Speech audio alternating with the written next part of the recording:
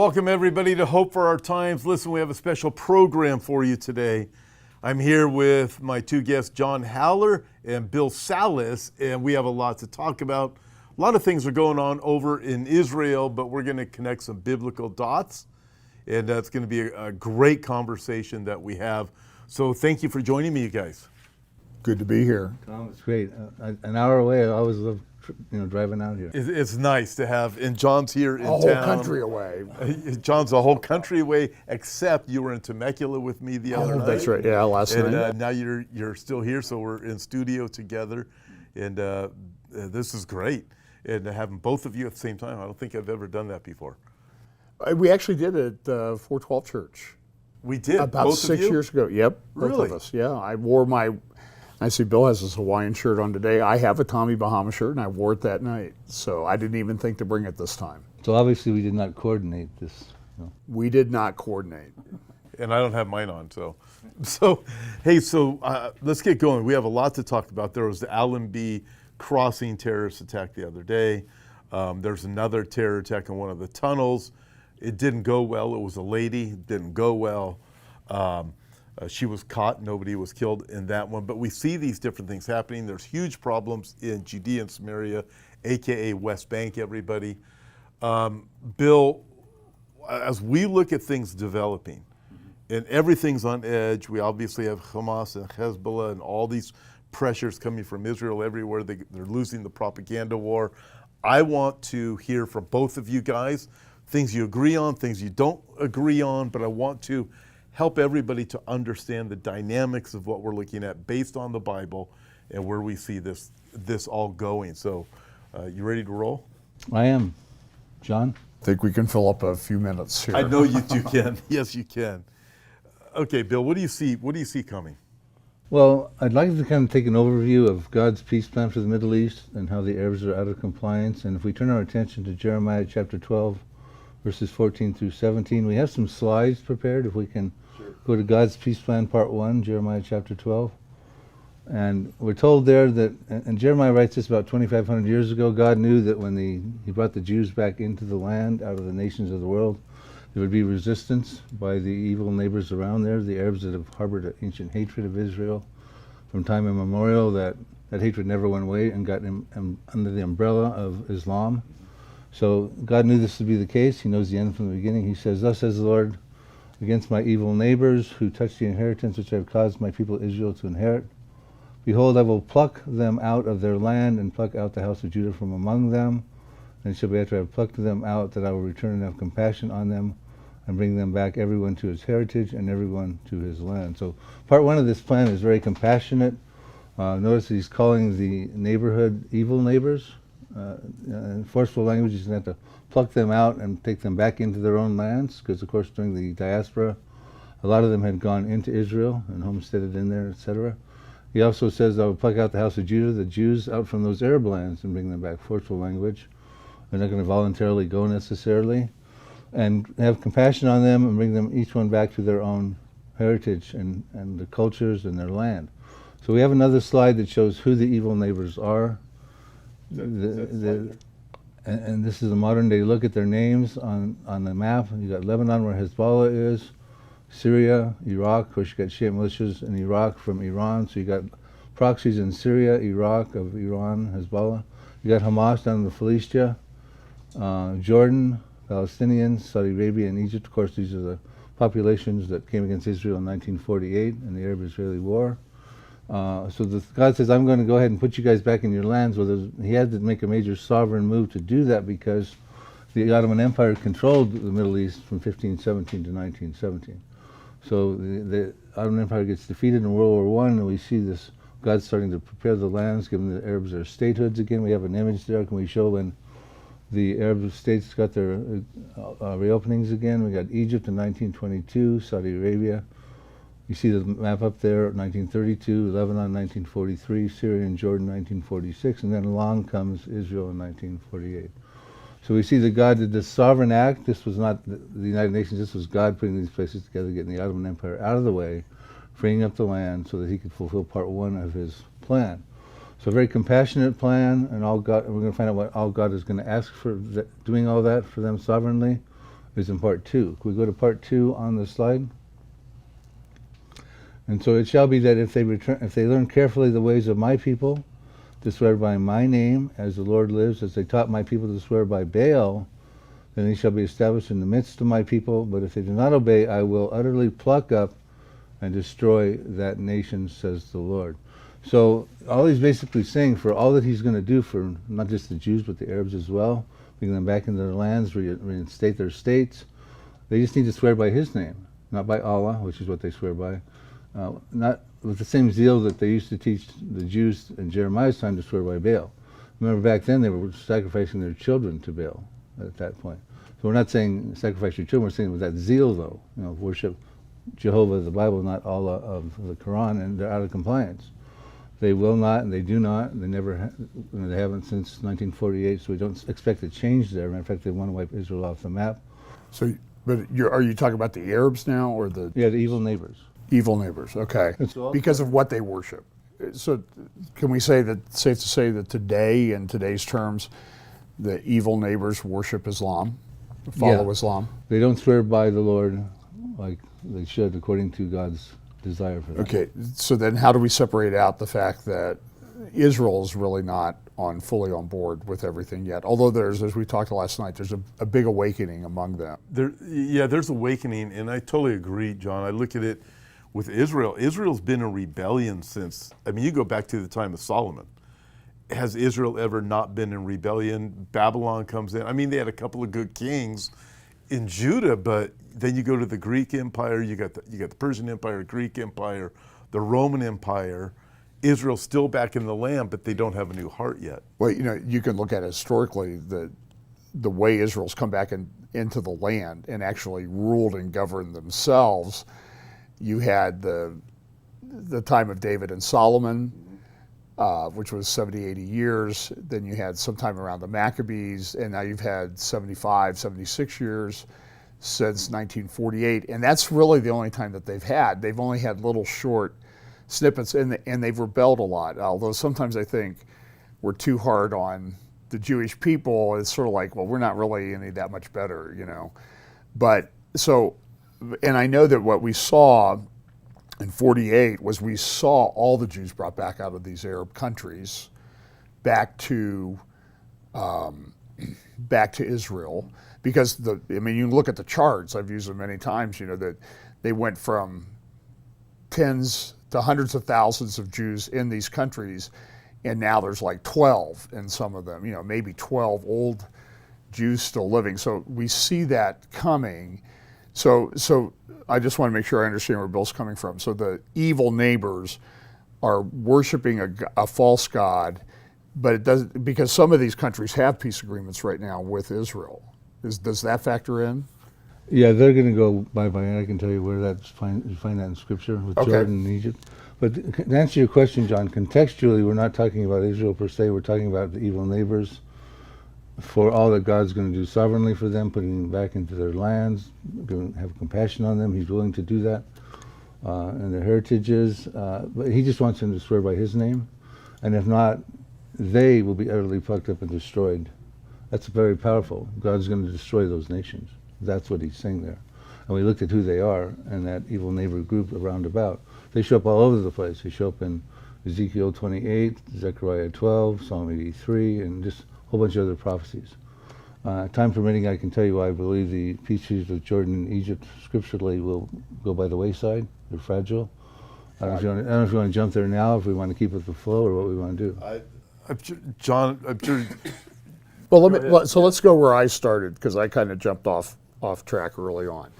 So I'm increasingly of the view that Psalm 83 describes 10 people groups around Israel. Because so you've got Gebal, you've got Tyre, Sidon. Tyre, Sidon clearly is Lebanon. There's no doubt about that. Particularly southern Lebanon, which is where Hezbollah is most powerful. It talks about Assyria, which I would equate to Iraq. I think Gebal, I think that's controversial. Some would put it in northern Lebanon. There's some indication with some of the scholars that it might be like down towards Saudi Arabia. So, but I do think they all come, my personal view is they all come together in this peace agreement. But it says in Psalm 83 that they're conniving. Let's make Israel not a nation. And so we have this interesting dynamic that's going on that I'm not sure we really understood or saw coming. It's like a lot of things in Bible prophecy, like the last 5 years, that a lot of things have been thrown at us that we maybe didn't see coming. So I know you said you disagree with that, but we know that there's something coming. I mean, we know the Abraham Accords are a big deal. We know that Saudi Arabia wants to enter into the big Abraham Accords. Friday, Jerusalem Post published their weekly magazine. The title of the front cover of that magazine, I should have brought a copy of it, said, "Peace is inevitable." That was the title of it. And it was just kind of interesting, the timing of all of that with all the things that are going on. So they had a bunch of scholars. That 2 years ago, Saudi Arabia sort of let leak through Al Arabiya, and then the Wall Street Journal, of all people, picked it up and said, hey, there's a Jordanian option for peace. It looks a lot like the Trump peace plan. Look, I don't think it's viable because it wants Israel to give away the West Bank, the heart of Israel, the mountains of Israel, which are the watershed. I think it's a crazy, nutty idea, but it seems like all the leaders of the world believe it, except maybe the Israeli leaders. Well, there's something you said. It was a while back we were doing a podcast together, and I think it is so telling, because the reality of it is, with all the pressure on Israel right now, they've got all the propaganda. They're losing the propaganda war. They can't win it. It's apart from programs like this, they ain't gonna happen. And then you've got the constant threat of anti-Semitism all over the Western world, and then the wars going on in Israel. Israel's in this position to a place of going to a place where it'll be peace. We just want peace. And you can see them being set up for that. I mean, who wouldn't want peace if someone or something came along and said, hey, we can guarantee it for whatever. We can talk about Psalm 83, Ezekiel 38, or Daniel 9. We can look at those differently or whatever we want to do. But Israel's, if you're Jewish, especially Israeli Jew, I'm thinking you would be saying, I just want to be able to rest at night. I want to know my kids are going to grow up. And so that is definitely developing in the hearts and minds. Answer a question for me. Where did the tunnel attack, they stopped the terrorists today. Where did that occur exactly? You know what? I'll tell you what, I'll look it up. Okay. It was just...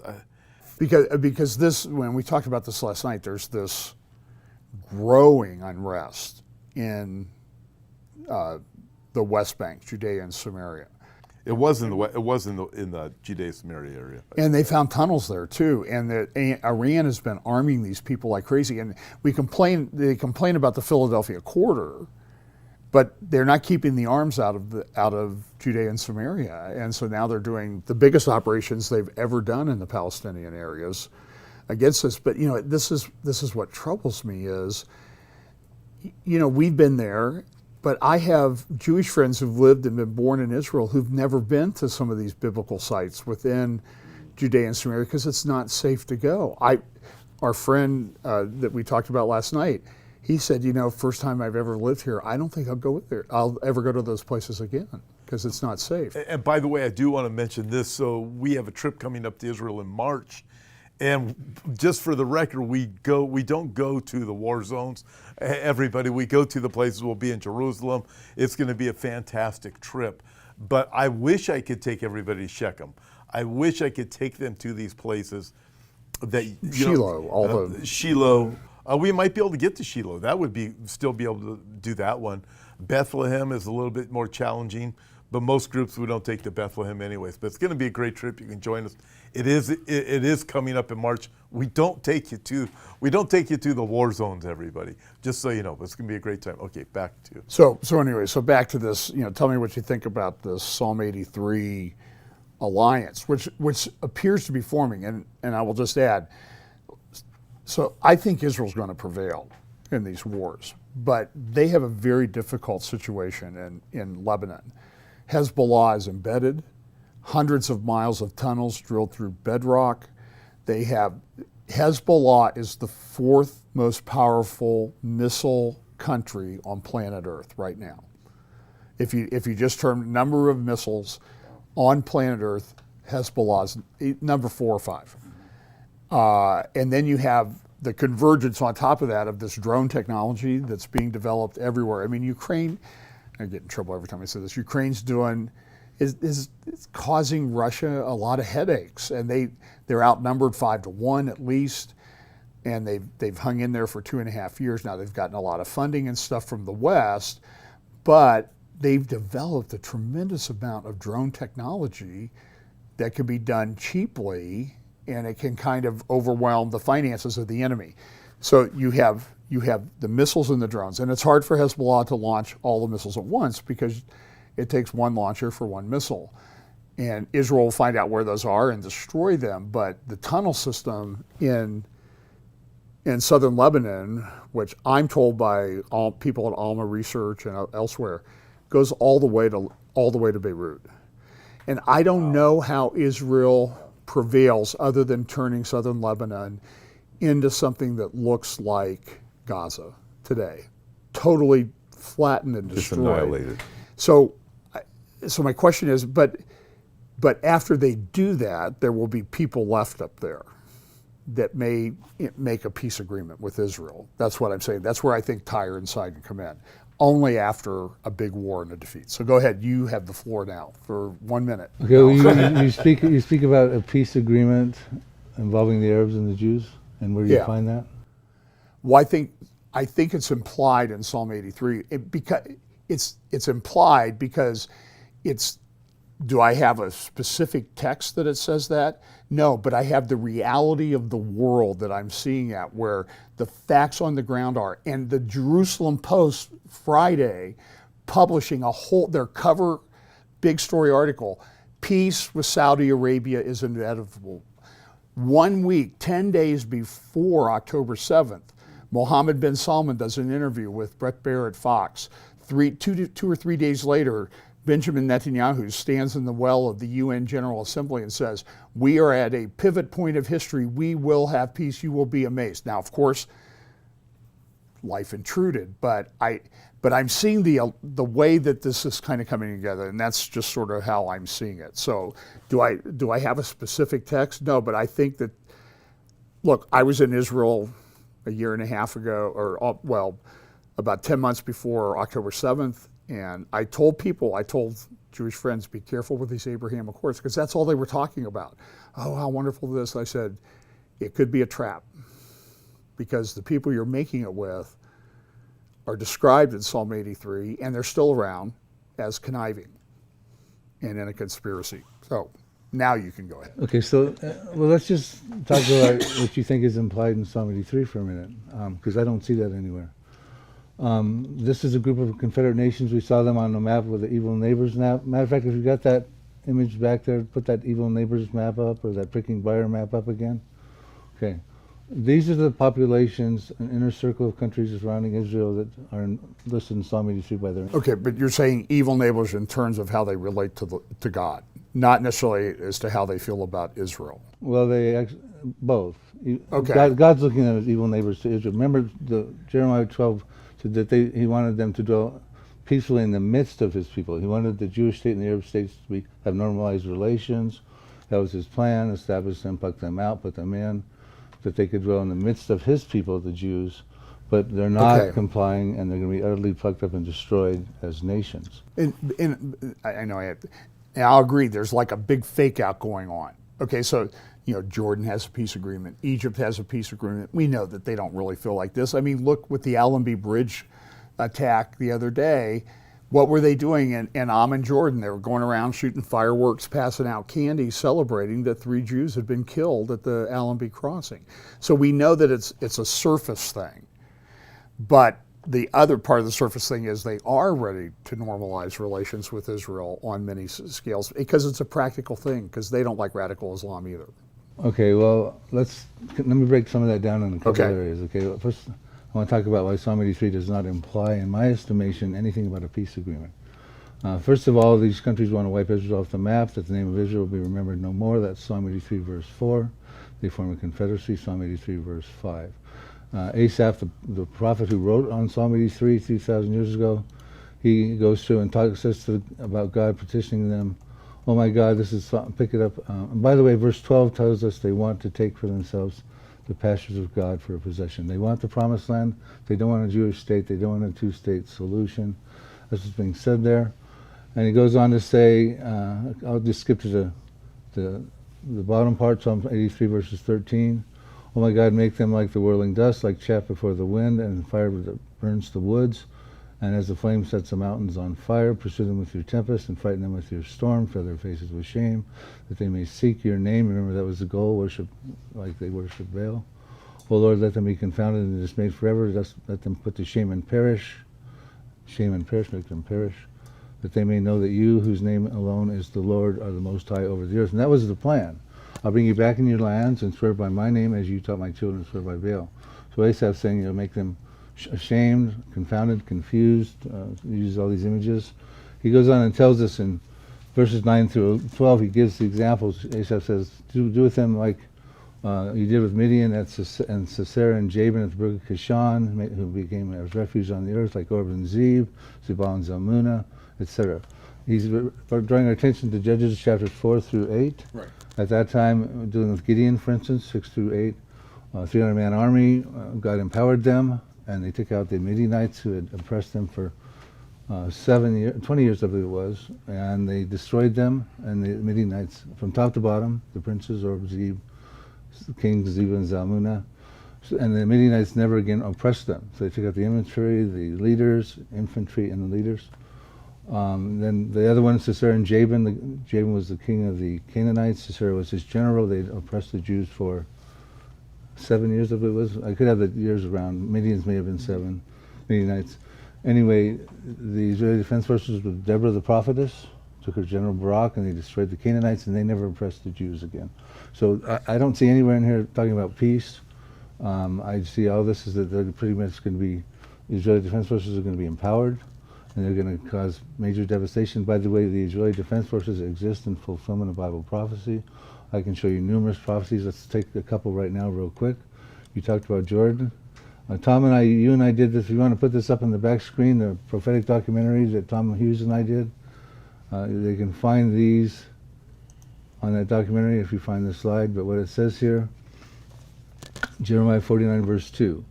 And I don't believe you'll be able to find that this has ever been fulfilled. And it says there, therefore behold, the days are coming, says the Lord, that I will cause to be heard an alarm of war in Rabbah of the Ammonites. So an alarm of war in Ammon, Jordan. That's what that would be, the capital of Jordan. And it shall be a desolate mound, and her villages shall be burned with fire. Then Israel shall take possession of his inheritance, says the Lord. So we have an unfulfilled prophecy dealing with the capital of Jordan. The Israeli defense forces are going to make it a desolate mound. They're going to move in and take over the territory. They're going to annex northern Jordan. They're also going to annex central Jordan at the same time, and I'll read that one in Zephaniah 2, verses 8 through 9. It says, I have heard the reproach of Moab and the insults of the people of Ammon. So Moab is central Jordan. Ammon is northern Jordan. We just talked about them in Jeremiah chapter 49, which they have reproached against my people, that would be the Jews, and they've made arrogant threats against their borders, which is taking place since 1948. It says, the residue of my people shall plunder them, and the remnant of my people shall possess them. So basically the IDF will plunder them, and the Jews will they'll annex that territory in northern and central Jordan, and they'll move in it. And there's more I can even show on that. Now, I want to talk about Egypt. Isaiah 19:18. Now, so first of all, those two prophecies, there's no peace treaty in those. Okay, well, can I ask you a question? Was there anything prophesied about a peace treaty with Jordan, a peace treaty with Egypt, or anybody else during this period of time? Not that I don't find one. Right, but it happened. That's my point is, and we know they're conniving. We know that the Islamic methodology, taqiyya, is you know when you're weak, you make peace with your enemies. And we've seen this happen time and time and time again throughout Islamic history. I just think what I see implied, and listen, I know what happens. I'm not saying that this isn't going to happen. Israel's going to prevail. I'm trying to figure out how we get there. Is there more there that's implied in the text? Like I told you last night, implied in the text of Jesus saying, hey, pray that your flight in Matthew 24 isn't on Shabbat. Well, that doesn't make any sense unless there's a Jewish state there that recognizes Shabbat and has things shut down on Shabbat. That's a great point. If that had happened during the Ottomans, they would say, well, what's the big deal? We don't recognize Shabbat anyway. We do it on Friday. That's an excellent observation. I also think we know when it comes to peace plans, there's going to be certain things. Something has to happen for the Ezekiel 38 battle to take place. Israel has to dwell in peace and safety. We know the Daniel 9 peace plan, but there's a whole lot of things that can happen in between now and then that other types of peace plans can happen. And we're looking, just looking at the Abraham Accord, the whole push toward it, which I still don't think is dead. No, and the Jerusalem Post seems to say that it's not. Mohammed bin Salman says that it's not, and I think the king dying will make a big difference there. But, so maybe this is a way to go about it. It just occurs to me, I really miss doing depositions where I get to grill a witness. No, and no. Give me a Bible, I'll swear on it. I think yeah, we forgot to put your hand on the Bible. So so we talk about, you talk a lot about the covenant with death and hell. So who's that with, and who are the players in that? Because that's really, death and hell are identified, but that's about it, if I understand it. So we're going to go all the way from left field to right field. That's right. That's okay. I'm here for you guys to talk about all this stuff. Angels in the outfield, and then. Well, you bring up Isaiah 28 verses 15. Right. Okay, and that's another proof text in my estimation, even written before Daniel 9:27. There was more information about the false covenant. We call it a false covenant, and I'll explain that why in Isaiah 28 verses 15. So Daniel tells us in Daniel 9:27 there's going to be a covenant confirmed by the Antichrist. You may have written it, you may be a part of it, but all we know is he's confirming it. Like Bill Clinton confirmed a peace treaty between Jordan and Israel. Jimmy Carter, Egypt. Oslo Accords, right. Right. It's going to be for 7 years. It's going to be it'll enable the sacrifices, so it probably has something to do with the implementation of the temple. He's given us these important information. It's with the many, but he doesn't tell us who the many are. We know it's going to be violated in the mid part of the tribulation, so those are really important details for 7 years. But who are the signatories? What is Israel's motivation? Etc. So we have to turn our attention to Isaiah 28:15 for those details. You've made a covenant with death. You have an agreement with Sheol. When the overflowing scourge comes, it will not come upon you, and you make this covenant in lies and falsehood. So we find out who the many is, and we have to put a face on them. Who is death and Sheol? The Hebrew word, the Greek word would be Hades. We find out the other details. They're the second signatory. They're perpetrating, or have the ability to stop perpetrating, an overflowing scourge sweeping through the planet that Israel does not want to be overtaken by.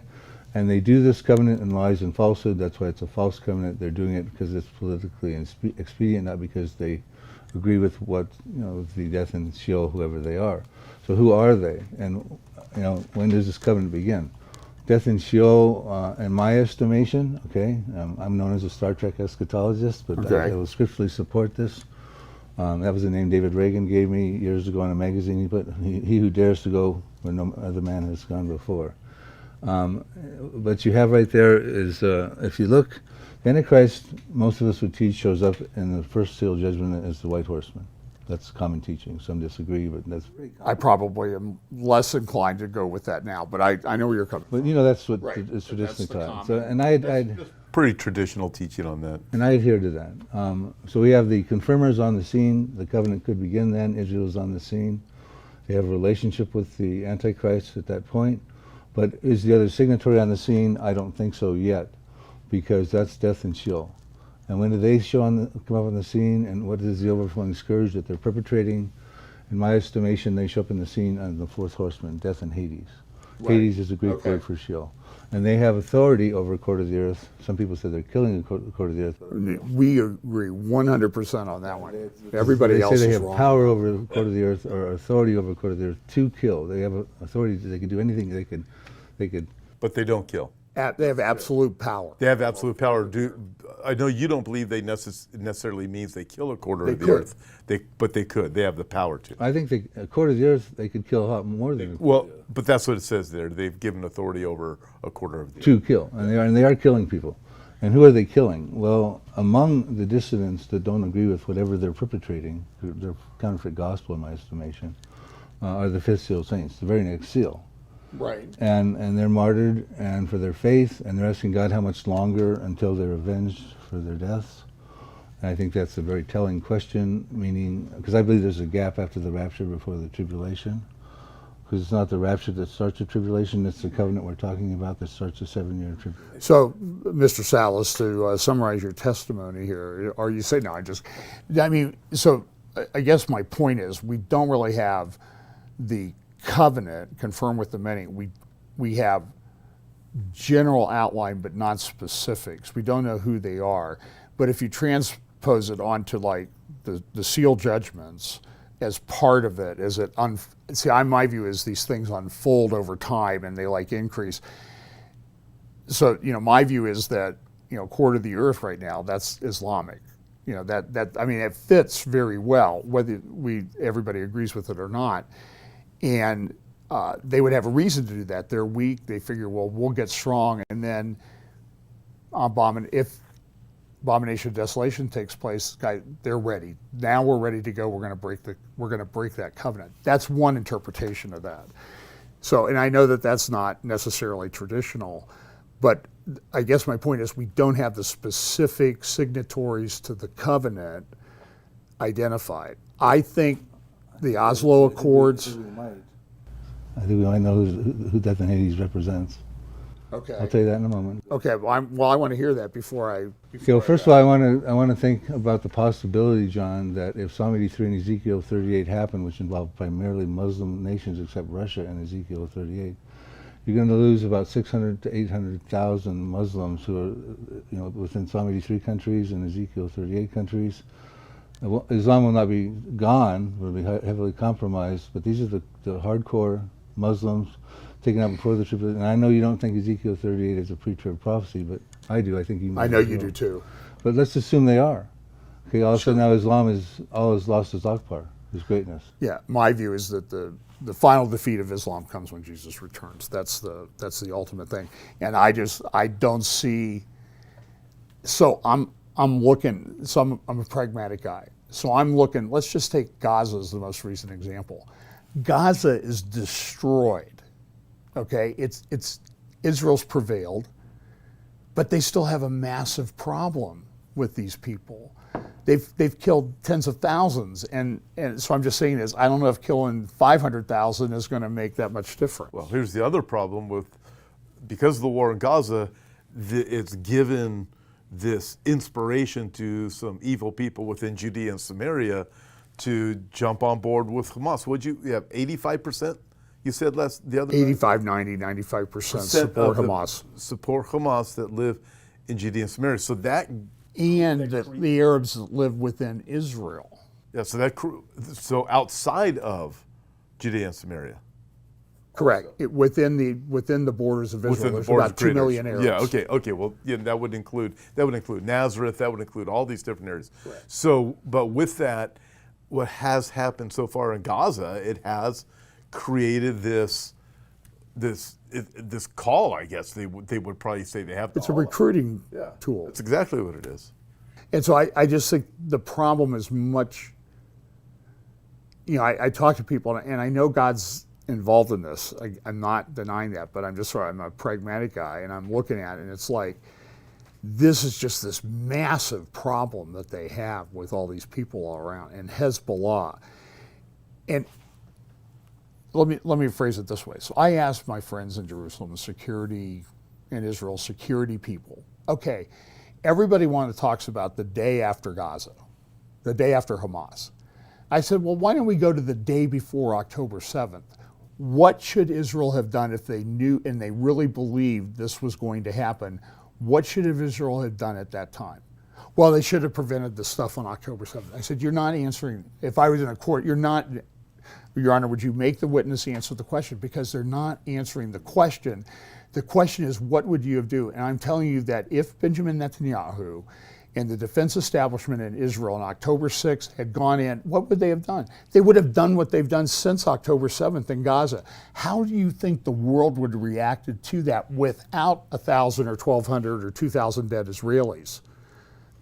You think that the reaction of the world would be less, or they would say, oh, well, that's okay because you're defending? It would be many times, it would be exponentially worse, is my view. And so now they've done that. Now they've got to do Hezbollah. They've evacuated 80 to 100,000 people from the north of Israel. Hezbollah is shrinking the land. And I've showed you that poster. I think I used it at the conference over the weekend. Tehran, Palestinian Square, which is called Philistine Square in Farsi. And Philistine is also the word in Turkish. And by the way, Philistine means invader. So how would you like to know that Palestinians eventually understand that the term from them comes from invaders, not residents of the land? But it's a huge problem. And the poster there in Hebrew said, are you ready for 2 million displaced people north? Their goal is to continue to shrink Israel until everybody gets up and goes away. Now, we know that's not going to happen. But I'm just trying to look at the steps from where we get from here to this, as you guys were just talking about last week. Ezekiel 38, verse 11 or 12, it talks about dwelling in peace and security, unwalled fence. I'll be honest with you, I do not see how that happens in today's world, unless they completely destroy everybody first. But I'm not sure that it even works that way. I don't either. Let me. I know we're over time. And then I'm going to turn it over to you. Hey, I want to encourage you to like and subscribe and share this program with your friends. It's the only way we can get the word out there. It's a great program too, and able to go back and forth about what the Bible actually says about the days that we live in, and it helps us to combat all of the lies with the truth. And when we just think of the nation of Israel, the propaganda is definitely against them, but this is just a way that you can say, hey, what can I do? Like, subscribe, and share. And also, we do have our Israel trip coming up in March. I would love to have you go with us, and you can see what Israel is really like. And again, we won't go to the war areas. Believe me, you're going to have a great time. We're going to explore neat things, go to the Pool of Siloam, Mount of Olives. You see all these incredible places, Valley of Elah, and so many other places. But if you can, join us in March. Okay, Bill, with everything John just said, okay, what say you? All right, so we're going to go from right field back to left field. Okay. How do we get from there to here? Remember what we opened with there, that God established nations and compassion for the Arab states. They could go there, and if they swear by him, that'd be great. If not, they're going to be destroyed. That's what he said. How's he going to destroy them? It's going to be the Israeli Defense Forces. We have and remember in Ezekiel 38, which is a very big deal, it says Israel's in a condition where they're dwelling securely, tranquilly, without walls, bars, nor gates, in the midst of the land, with great plunder and booty, because that's what Russia's coalition's coming after.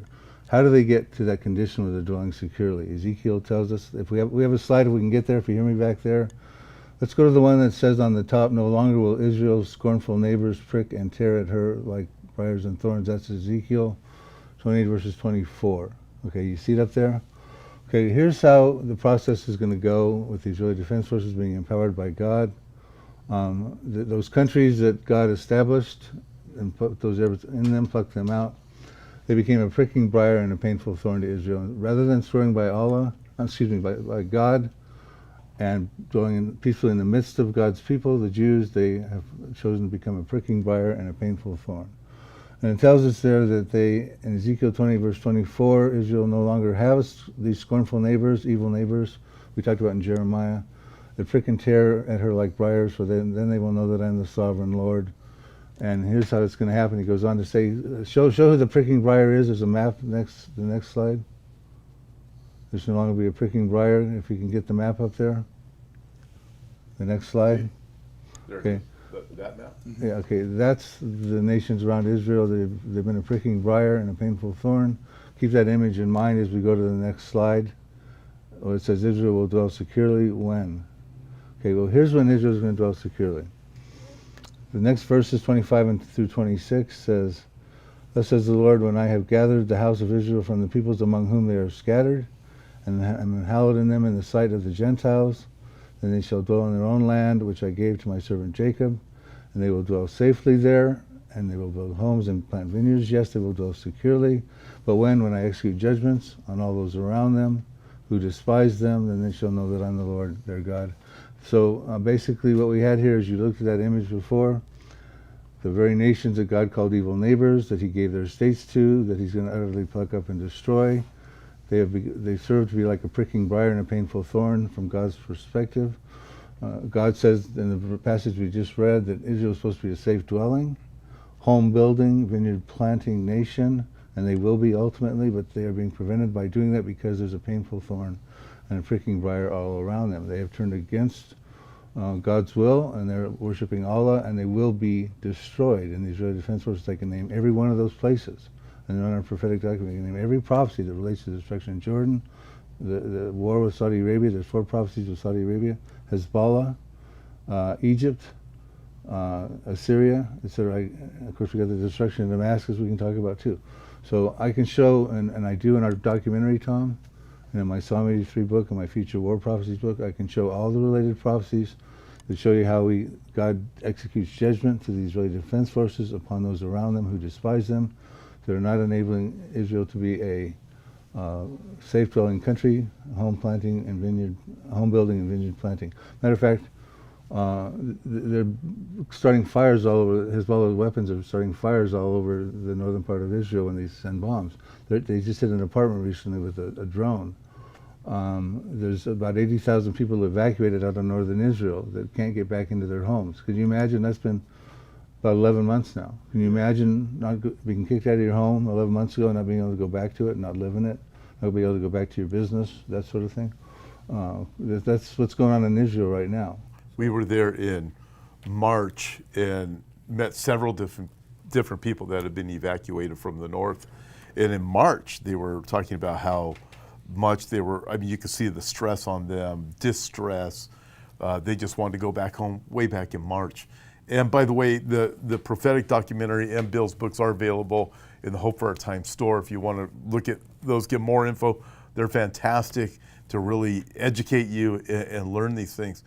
But I mean, you've seen it, and again, you Interview people from Alma, Zaritza Havi, and the other researchers there, and you know So I asked one, and his name is Avraham Levine. This was probably 4 or 5 months ago.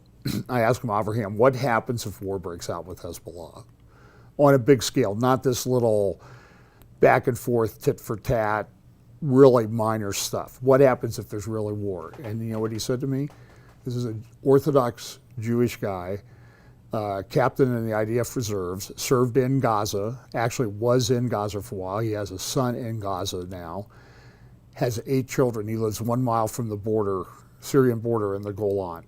He says, if war breaks out with Hezbollah, no child will go to school anywhere in Israel for a year. Now, we know what's happened with the 80,000 that evacuated. They're now in the point where their kids are starting their 2nd year of no school. This is not sustainable on any level. And so I know all these nations get destroyed. I'm trying to do some righteous speculation on the interim steps. I don't believe that they're destroyed. But who does it, how, and when? And I think it's more around the return of the Lord and Armageddon and that type of thing. But there's a huge buildup in wars in between now and then as well. So you make a good point when you ask the question, what would happen if a major war with Hezbollah broke out? I'm actually going to paraphrase. I don't have the slide to put up front, but what the Israel National News put forward a study with that very thing in mind. And what they basically said was that they expected in the first phase, the first few days, Hezbollah would launch 6,000 missiles a day. They are preparing for days-long blackouts, hundreds dead, thousands wounded. They've already got triages set up in parking lots under hospitals that are already set up there in Tel Aviv and in Haifa and places like that. It goes on to say in phase 2, they'll taper down to about 2,000 effective missiles per day. 2,000 effective missiles, meaning not falling indiscriminately in fields, are being taken out by the Iron Dome. Killing civilians, hitting Tel Aviv, because Hezbollah can hit all these places. And I can't remember her name now. So basically, that's what Israel's preparing for, multi-front war casualties, thousands of missiles coming in at that level. Matter of fact, in August of 2024, this past month, and the 11-month conflict with Hezbollah in Israel and Hamas in Israel, the largest amount of missiles flying in from Hezbollah into Israel was registered in August of this last month. 1,304 missiles came in August from Hezbollah to Israel. There's been over, as of June, there's been over 7,500 cross-border conflicts between Hezbollah and Israel to the north. And that's, like you're saying, that's just phase one. Phase two is when they start launching 6,000 missiles a day. Syria starts coming at them with chemical weapons, probably. Iran might even get in the fray. Of course, Hamas, if they're still around, will be doing what they can, etc. Shiite militias in Iraq, the Houthis. The West Bank explodes. Now is really percolating. As you were Right, talking and the about. West Bank will literally explode. Yeah, so we're talking about a war of epic biblical proportion. Right. So yeah, with what John just said, you have the West Bank, it just explodes. You have all these terror groups. They're not official, but they're big. In fact, I did see a video this morning of as soon as the IDF left Jenin, I don't know if you guys saw that, all of these guys were dressed like ISIS, basically coming out of the houses, out of the holes in the ground, out of Jenin. Can I jump on that just this morning? Remember the Turkish-American activist killed in Nablus Yeah. the other day? She received a military funeral in Nablus today. Caroline Glick just posted it on her Twitter account. Gadi Taub, who we all like and respect, used to be a man of the left. He posted this morning the guys marching in full ISIS and terrorist guild with the black balaclavas down the street. I think it was Nablus. He said, okay, how about now, IDF? How about now? How about you deal with this now? It's not being dealt with, and it needs to be. And I know it will be. And so, but we're kind of sitting here trying to figure out how this plays into this. Right, so this thing's going to get enormously large is what it looks like. We do know ultimately you get into the tribulation period, Daniel chapter 12, God says, I will shatter the power of the holy people. It's going to get there, but it's not there yet. Everything is building and building and building. The pressure against Israel is unbelievable. Will it take a nuclear bomb by Israel? What's it going to take to be able to stop Iran from funding and all of these different things that are going on? And eventually Iran's going to partner with Russia and Turkey and come against Israel. So you look at these different dynamics. There's then do you believe Isaiah 17 is a future prophecy? Well, I certainly do, and okay. So, but that also has within, and I think Bill will point this out too. It's not just the destruction of Damascus; it talks about Ephraim, which I think would be the northern part of Israel. Gets devastated. So, and so we all want this to be perfect and Israel and all this other stuff, but you know what I see is tremendous pain and suffering. And Miri Eisen, who's a IDF reserve, she would be called a centrist in Israel, which means she's probably against Netanyahu, but she's IDF security person, works at the Counterterrorism Institute at one of the universities there. She was on Elon Levy's program a few months ago, and she said, with this war starts, Israel will sustain, INSS did a big war game of it, they will sustain 200 to 500 dead Israelis a day for 2 weeks to 2 months. Wow. Now, so we need to understand what this is. We know God's involved in this, but we also need to be pragmatic and correct. Yeah.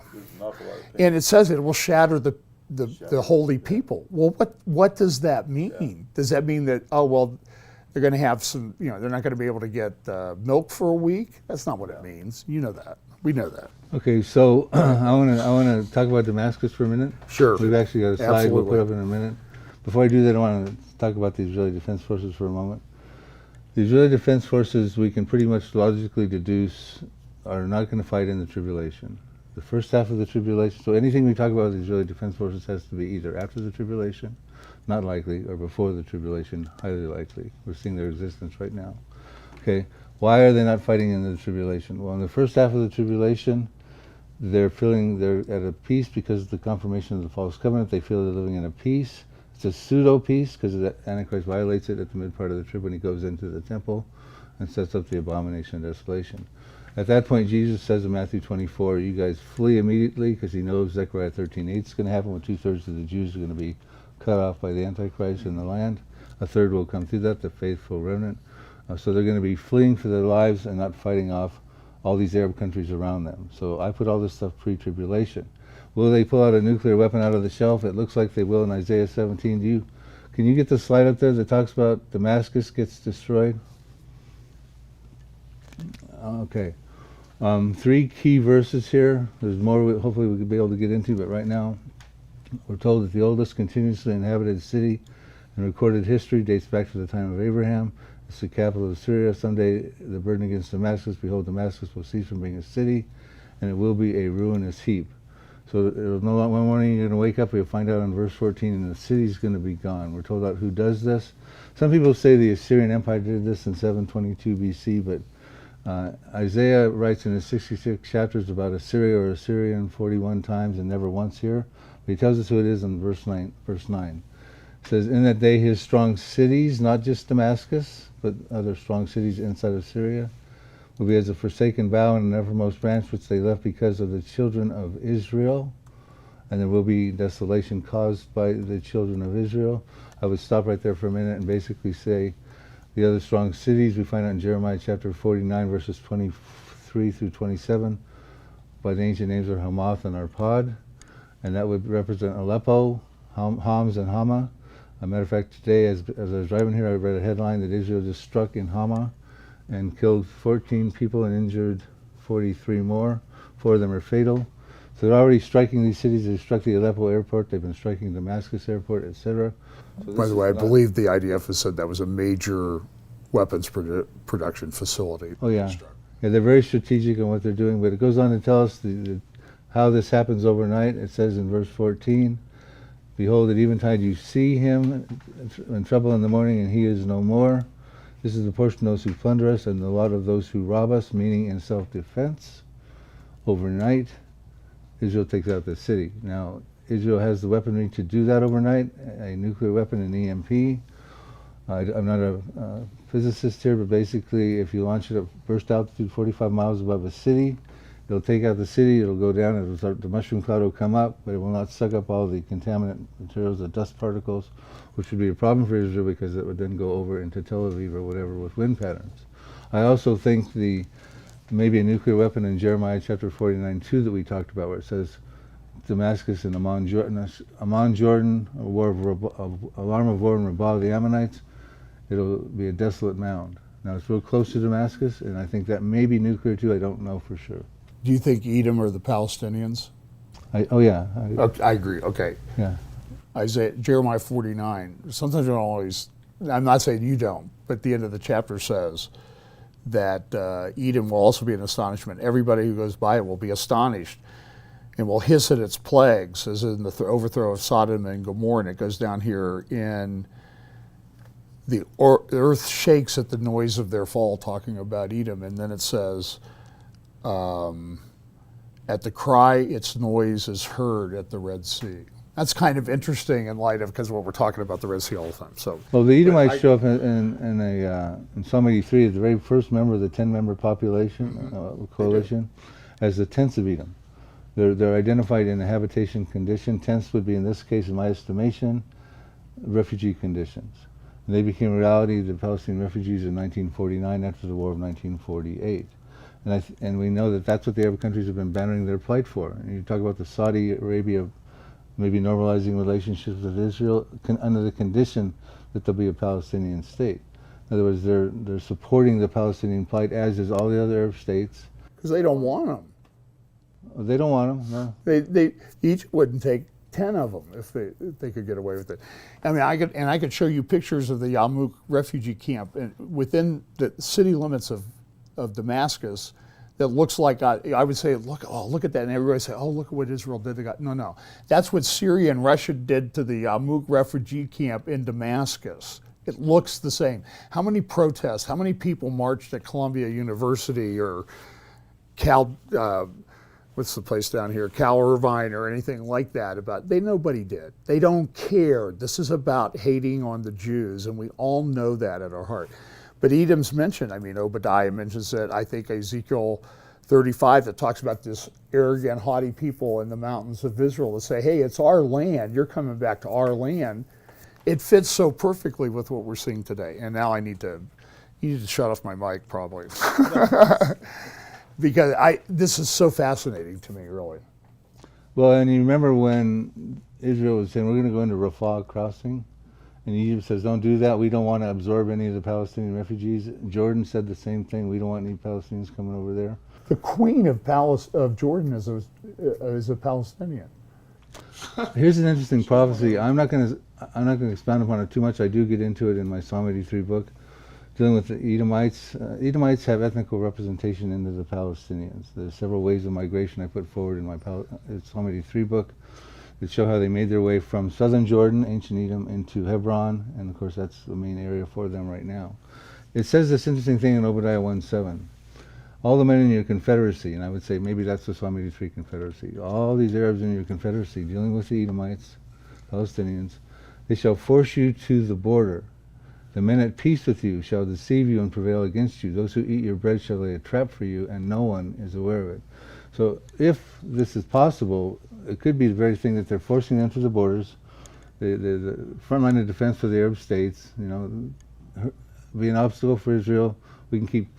You can do our dirty work, we'll have clean hands, force you to the border. We don't want you in our countries, and it's a trap for them. In other words, they think they're going to get a state, and they're not going to get a state, they're going to be destroyed. Israel's going to take out all these countries. Now I have to explain why I'm going there for that, but just read that on your own, Obadiah 1:7, and see if it does apply to what we're talking about right here. Absolutely on board. I guess the only thing I would encourage is, I sit here, I go to these prophets conferences too, even when I'm speaking, and I listen, and I see some things that I'm not sure I like. Like I see people kind of dumping on the Jews in Israel, because, well, they're not believers yet. Yeah, the church is so perfect. And I think we need to be careful about that. And then the other thing too is, and I will give Bill a lot of credit for this, who's piecing these things together. There's also the concept of double fulfillment and everything that we seem to gloss over. So maybe Isaiah 17 sort of happened before, but there's a double fulfillment of the prophecy. We need to always factor. Or the prophecy is pattern. Right, and we don't. It's sort of like, and there's nothing in the scripture that says, well, this one's going to be filled sort of one time and really fulfilled a second time or third time. It doesn't give us a clue to that. So we need to be aware of all the scriptures and how they fit together. And I will give Bill a lot of credit for helping sort of open my eyes to the fact that these scriptures are far more intricate and interrelated, and I don't think we're at the full understanding yet. That's my point and why I'm raising the question. It's not because I don't like Bill, I love Bill, but it's just that I think we need to be in the Word, because we're going to see a lot of things, and we're going to say, oh yeah, that's what that was talking about. That's how that interrelates. Well, wouldn't you say, like in Daniel chapter 12, where the angel's telling Daniel, the wicked in that day, the wicked will see it, they will not understand, but the wise will understand. And the implication all through Daniel 12 is this growing knowledge to and fro in the Word. The people, it's for the people who are living in that day. So we will continue, if we're searching the scriptures, to have a progressive revelation about the things that are taking place. We'll have the aha moments go. That's even, you were talking about the other night. I've heard this Ohio guy talking about Bible prophecy, and one of the things he's talking about is a future understanding. Well, there you go. Oh, never mind. I should. Well, yeah, but I mean, even when we look at, like we were talking about the other night, when you start looking at archaeology, it's amazing. More and more that's discovered with archaeology just proves the Bible's true, and all of it really helps to understand the last days prophecies, because you can see the Old Testament come to life, New Testament come to life, and in that is the same progressive revelation, all taking place at the same time. It's truly amazing. All coincided, like with the beginnings of the collapse of the Ottoman Empire that Bill talked about earlier. People were able to get in there and do archaeology and dig things up and everything. And I think, as Joel has said, they haven't even excavated 1% of the things that are there. It's exciting. I mean, I love going to Israel for these things and seeing them, and they come to life, and you do have the wow factor everywhere you go. I never grew up wanting to be an archaeologist. Now I get so excited about archaeology. But all of these things prove the Bible is true. And regarding the second coming of Christ, Bill, we're actually Over. over. Okay. We're actually Well, over. thanks for Let having him stopped by. No, but and we need to do this again next time, John. You're in town in Southern California. We need to do this again because We'll be here in November. So we can do it in November. I feel like we just got started for this, and we have a lot more to cover. So we need to do part 2. But how can people connect with you, Bill? They can reach me at my website, prophecydepot.com, Prophecy Depot like Home Depot.com, and you'll see my articles. We've got a YouTube channel. Just type in Bill Salus, Salus, you'll find it. Go there, subscribe, watch all the videos. We post your stuff on as well, stuff we do together. And we also have a prophecyheadlines.com, a daily news paper we put forward, looking at current events through the prophetic lens, prophecyheadlines.com. And John? Fellowship Bible Chapel, fbchapel.com, YouTube Fellowship Bible Chapel, or my name, and Rumble Real FBC. We also have an app, Fellowship Bible Chapel. And I don't have time to manage all this, so I understand we post stuff on the app and that type of thing. I don't have a book yet. You need a book. Well, I think I'm thinking of a title. My working title is "The Day When Everyone Agrees with Me," or something like that. Something humble like that. No, You should write a book on how I became so humble. That's right. But they say you should keep it to like 900 pages, right? So, I'm joking. And but listen, it's an exciting time to live, and all of these things are like, I talk about convergence and acceleration all the time, and it's really happening right now. This is different. Just go look at your Twitter feed. It's incredible what's happening. How is this gal getting a military funeral in Nablus, the seat of this terrorism? So anyway, it's an incredible time to be alive. It is. Thank you guys both for joining me. This is great. And we do have our conference coming up in November, the End of the World Conference. Listen, it's not the end of the world, but it is following the election, the Friday after the election. So it's going to seem like the end of the world to a whole lot of people, but it's going to be a great conference. So that's going to be at 412 Church in Temecula. Hope that you can all see us there. And we'll do this again in November. It'll be great. Or maybe a round table before then. If I prefer to have you in person. It was great having you in person. There's a great setting. I hope to do a lot more of these. Perfect. And Bill, you're easy because you're close. I'm close. But thank you everybody for joining us, and looking forward to seeing you tomorrow also as we continue with our daily news updates. And we will have our app and website exclusive on Wednesday, hopeforourtimes.com. So go there too, check it out. God bless you, everybody.